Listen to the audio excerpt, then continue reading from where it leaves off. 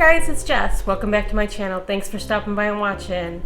If you are new here, thank you so much for stopping by and checking me out. I hope you like what you see and consider subscribing to my channel. If you are one of my current subscribers, thank you so much for the support. I really appreciate it. It means a lot to me. Let's just jump right on in and get to this video. In today's video, I am bringing you my top kitchen tool essentials that I think every home cook should have on hand. This will make your cooking experience at home enjoyable, fun, and that much easier, and that's what it's all about. So without further ado, let's get this going. Coming in at the number one spot of what I feel is one of the most essential tools in any home kitchen is knives. And not just any knives, you want good quality knives. I mean, you're going to be using these every single day in your cooking experiences, and you want them to be good quality and something that is going to be safe for you to use. You are looking for the steel of the blade to go all the way down the handle of your knife with the rivets in place, and something that feels nice and solid and has a good grip for it. Isn't too heavy for your hand. I really like this set that I have from J. Henkel. It's a German company, and I've been very happy with them. It's not the most expensive set that I'll ever purchase, but it's been very great for me and for what I use it for. I have two chef's knives, and I think, as an essential, you definitely need one, but it wouldn't hurt to have both of these. This is a classic chef knife. You could pretty much use this for any of your kitchen needs. This I use for more dense and fibrous vegetables like potatoes and rutabagas, sweet potatoes, things like that. It's just got a little bit more control and a little bit more blade. I have a serrated knife for cutting breads and a paring knife for cutting smaller things like fruit and a little bit more detailed work. I also have a set of good kitchen shears, honing steel to keep my blades straight. This won't sharpen the blades, but it will definitely keep them straight and last forever. I use this just about every time that I use my knives, and it works wonders.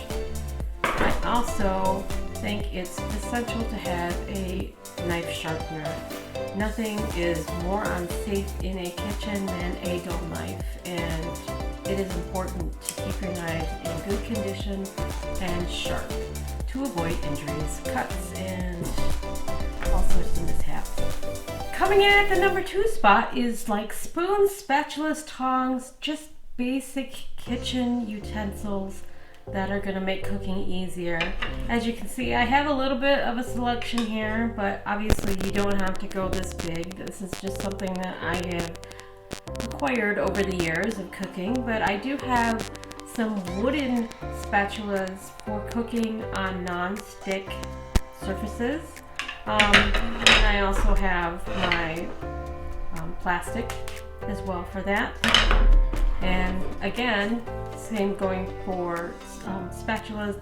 These are great for baking and things like that. I also have these wooden spoons that can be used for salads or stirring in non-stick pots that you may have.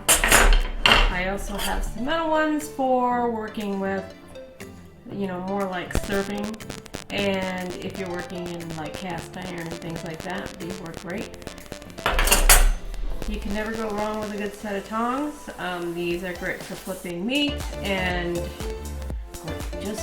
these are a very useful tool in the kitchen. I also have a metal spatula, and I use this a lot on my cast iron. And then of course a soup ladle.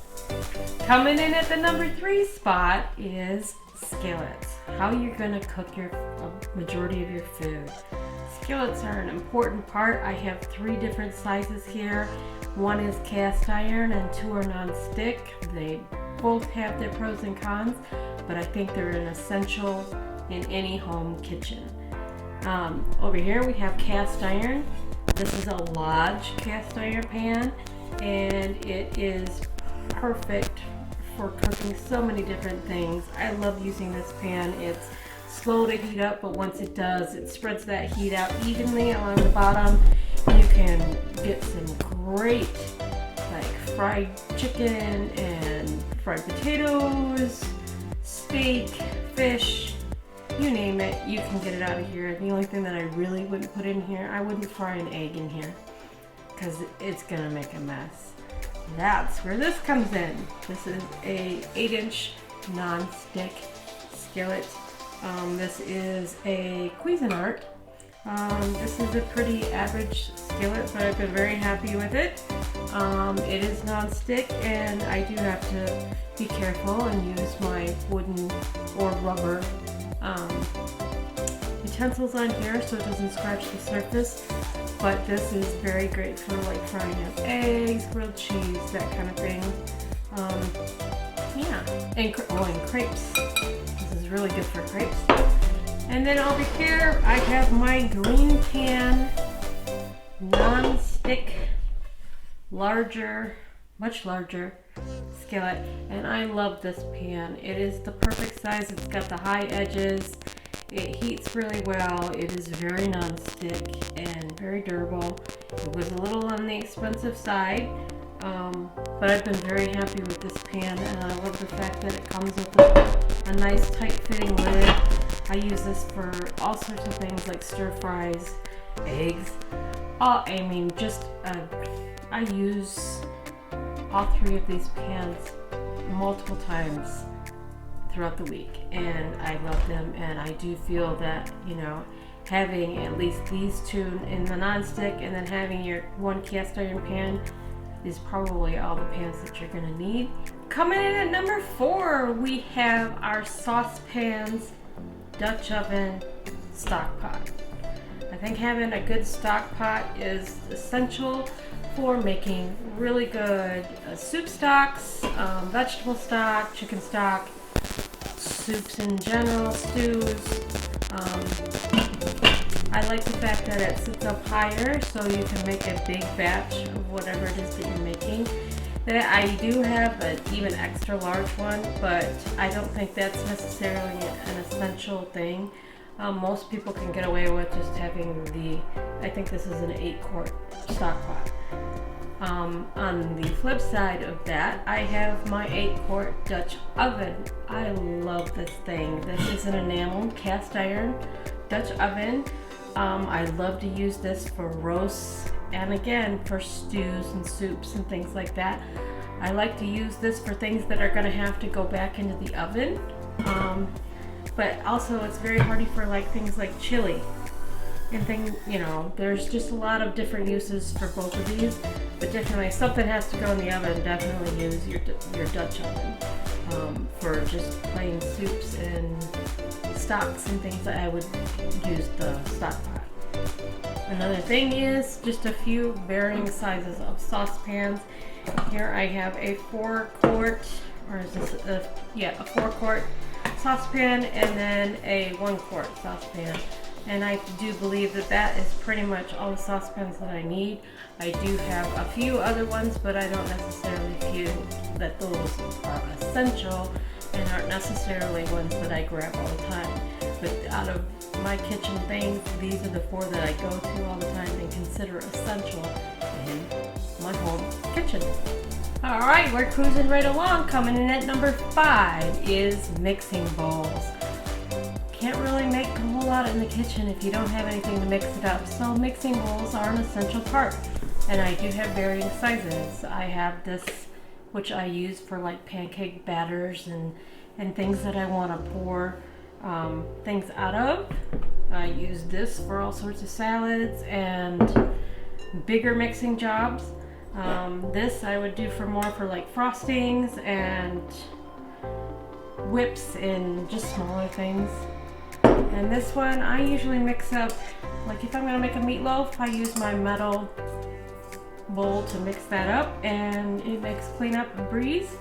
Like I said, you can't really make things in the kitchen if you don't have anything to mix it up in, so mixing bowls in a few varying sizes are essential in the kitchen. Coming in at number 6 is a really good quality stand mixer.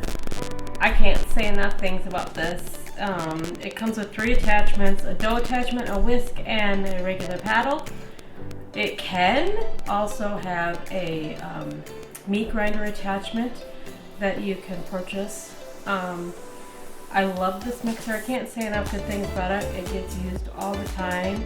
You can even shred chicken with this thing. I mean, it is just one of those tools that you want to have in your kitchen that you will use it all the time. I mean, if you do any sort of baking, make any kind of doughs, any of that thing, you're going to want a good stand mixer in your kitchen for making all of those things. And yes, it is definitely a kitchen essential. Coming in at number 7 is bakeware. Woo!